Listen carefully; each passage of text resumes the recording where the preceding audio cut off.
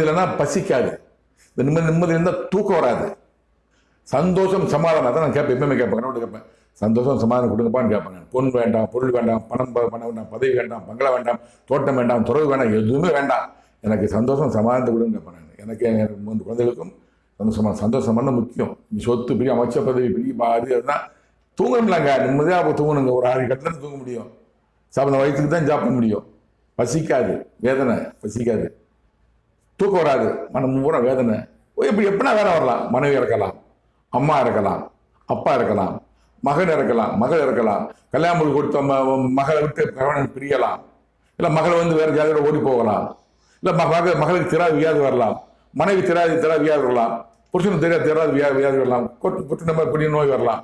இப்போ எப்படி தூக்க முடியும், எப்படி சாப்பிட முடியும்? பிறகு குழந்தை ஊனமாக பிறக்கலாம். எப்படி தூக்க முடியும், சாப்பிட முடியும்? நாங்கள் வேதனை இப்படி இருந்து வேதனை வரும். சொல்ல